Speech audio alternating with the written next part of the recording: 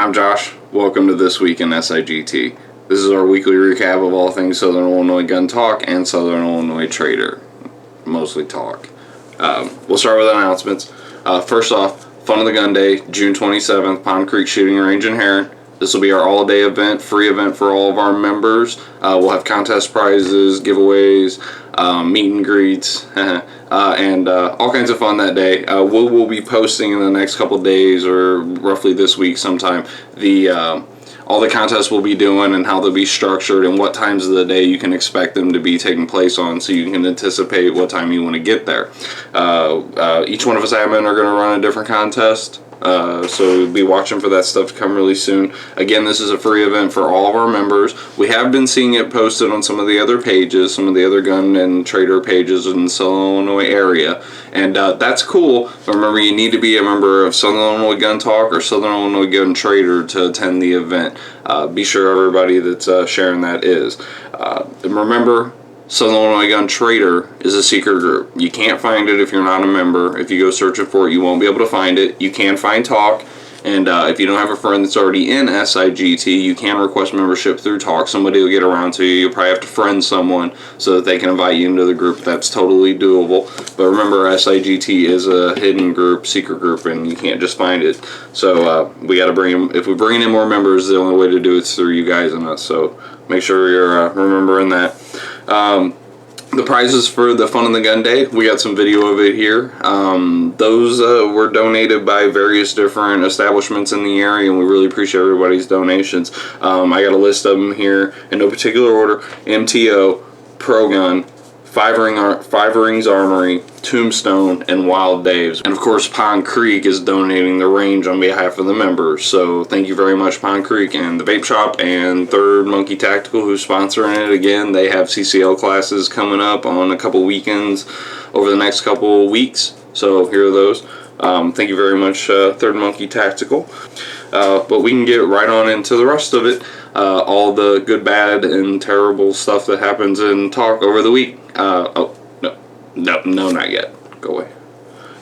First up, this is a pretty cool Matrix Tools. I'm Marion. You guys know them guys. This got posted, and it's really cool that they got a Pro Gun Pro 2A sign on their door. And I'll tell you why. Whether you're on one side of the debate or the other, when you put up that sign, you're choosing a side. And for most retail, you're talking about 50% of you can assume 50% of your clientele is not going to be excited about that sticker. So when that does happen, when those shops do put up those Pro Gun stickers, you need to commend them on it, and you need to mention it. And if you see some place that you haven't gone to before, and you're in the area and you've seen us mention, that they have a Pros 2A sticker, you ought to go by there. You really should. Patronize those places. That's really cool. We had a couple of members do builds this week and post them to the Southern Illinois Gun Talk page, so here's one of them. I'm just kidding. That's funny though, right? Cool. This one is for real. This is an AR-10 that got posted this week. I personally really love these. I have an AR-15, and a lot of us do. The AR-10 is a totally different beast. It shares a lot of the same styling and mechanisms, but it's totally different. If you're looking for the long range with a semi-auto that doesn't wreck your shoulder, man, the AR-10s are nice. They are really nice. Thanks a lot for posting that, Steve. Speaking of members, IDPA the state tournament was this last weekend. A lot of our members were out there. I got to meet a couple of you, Mark. It was really nice talking to you. Did kind of well. Speaking of Mark, he finished first, and our very own Randall, he came in third in his division. Very nice. It was a tough setup. There was a couple stages that were the most difficult stuff I'd seen in IDPA. There was a video, and I'll post a link to it in the description, from some guys that were out there and outfitted with really good cameras that took video of every single stage, so you can see that it was some of the toughest stuff in IDPA I'd ever seen. Really, really good job to those guys that finished up in the top or finished it all. Congratulations to everybody that was out there. IDPA is a lot of fun. If you want to check it out, I really recommend checking it out. You don't have to commit to competing in that day's event. Just come out and kind of take a look and see what's up. And if you see me or like Randy or somebody like that, come up and talk to us. We're pretty friendly out in the wild. So this happened, and we got to see it.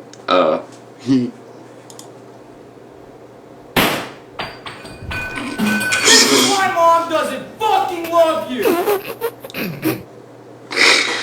Okay, yeah, I thought that was funny. It was apparently a 22 blank, so no harm, no foul on that one.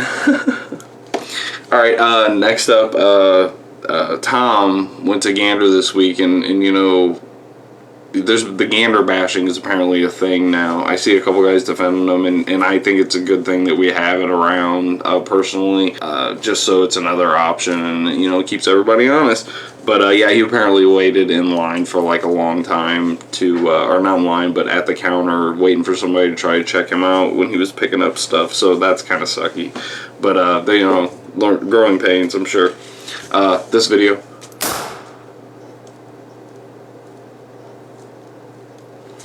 Up next, it's like my Glightmare. Ugh.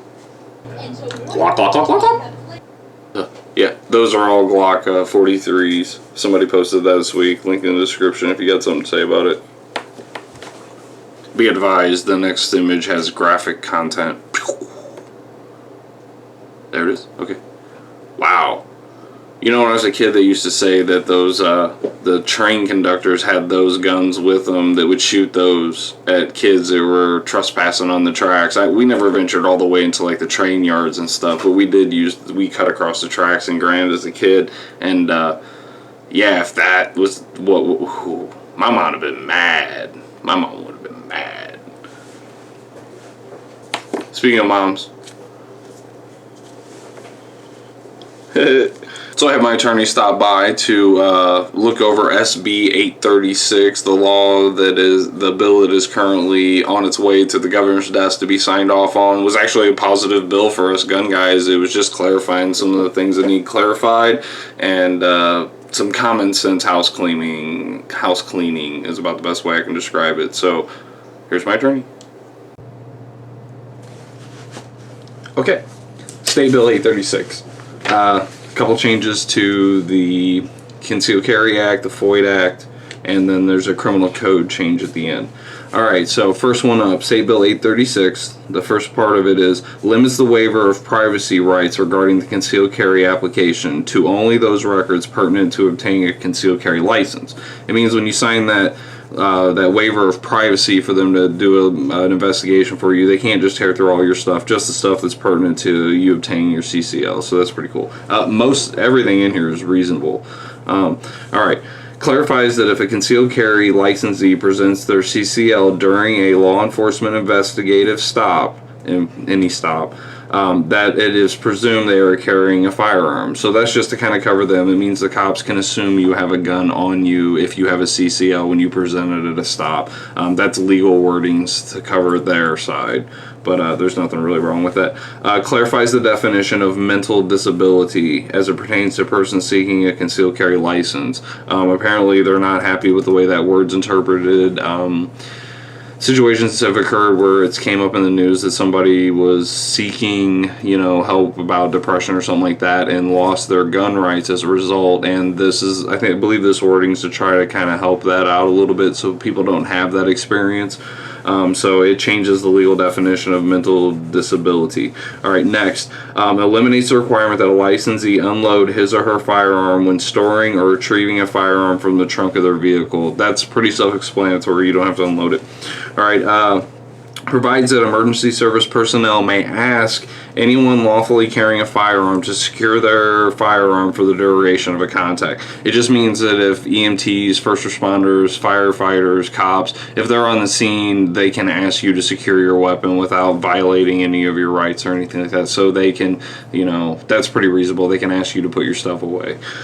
Which if they're there, I mean, do you still need it? Alright. Number 6, changes mental health reporting requirements. They didn't specifically state what that was, but apparently someone wasn't happy with the way it was something that was being reported. It probably has something to do with number 3, where they changed the legal definition of mental disability. These are going to change the FOID Act, so these are changes to the FOID Act. Allows the use of concealed carry license when purchasing firearms or ammunition. That means that you can now use your your CCL as opposed to showing your FOID, because you can't have one if you didn't get the first one. But you know, that'll take time for retail to catch up, even if they decide to go with that. You know, if they're even cool with that. Number 8 allows concealed carry licensee to possess firearms and ammunition without being in physical possession of their FOID card, which means you don't have to have your FOID card on you anymore. The one before that goes to that, and so does this one. You guys seen a while ago, any of us that have had our CCLs for a long time, notice we got new FOID cards with the numbers that match our CCLs, or it might have been the other way around. They made it to where those were the same numbers so that they were interchangeable. If you got both of them, look at them. Woo! Yeah, same numbers. All right, so you don't need to have your FOID on you anymore. Next one, changes the FOID Act to ensure that non-resident competitors may purchase firearms and ammunition at events held at the World Shooting Complex. That's the one in Sparta. You know, just allows them to be able to buy ammo from those guys for the big events they hold up there if you're from out of state. Pretty self-explanatory. The last one is a change to the criminal code. Eliminates the contradiction between Concealed Carry Act and the criminal definition of unlawful use of weapon. Apparently there was something in there, maybe some of our instructors might know the contradiction that was in there, but apparently there was something they contradicted from one act to the other one, so they eliminated that. Overall, not a bad bill. So that cost me $100. I got it, but you know, still cost me $100. All right, up next is what will become a weekly segment. Here it is.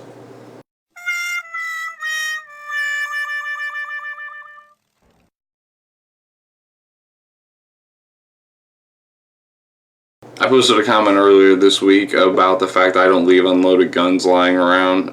What I meant by that is all the pistols and handguns in my house that are out, wherever they are, they're loaded, they're chambered, pulling the trigger all needs to be done unless there is a safety and it needs to be deactivated, but I leave them in that state. I don't have kids, and I know that's the biggest answer everybody gives is, you know, you don't have kids, and that's right, I don't.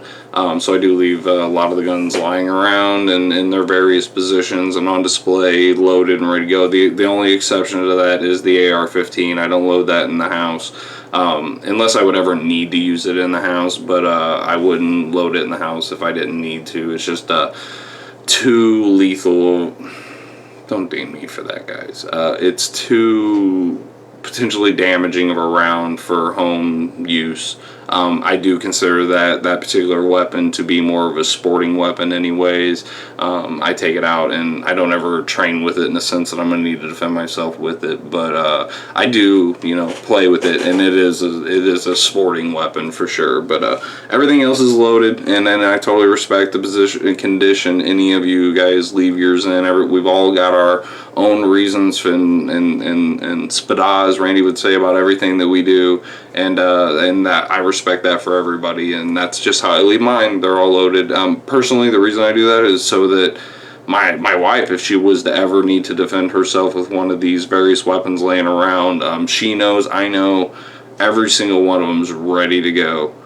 So, but I'll put, of course, the link is in the description about the discussion we had about that, and I would love everybody else to chime in about that. I think that'd be really cool.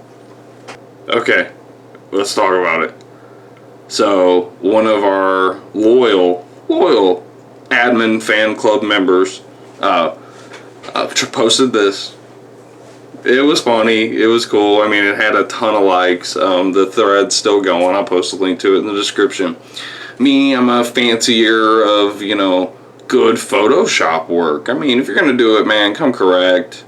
He spliced all of our faces from the same image, I think. But anyways, here's what I made in response to it. And I'm using that as my profile pic now. That's so awesome. I love it. It was sweet that he was thinking of us like that, and he actually devoted some of his RAM and time to generating that picture. That meant a lot to us. It was really, really endearing. Thank you, Corey. So, we're going to close up here. We will have a Randy's Rant next week, so stay tuned. Thanks, everybody, for supporting this. This is fun. I like doing these for you guys, and it's neat to get the reactions and the interactions from you guys whenever I do post these. So, this will be up Sunday morning, and that'll probably be the jam from here on out, is they will probably go up Sunday morning sometime. I'll upload them overnight. And so keep watching. Give me a subscription if you don't mind, and give us a thumbs up and like and all that shenanigans. So thanks a lot, guys.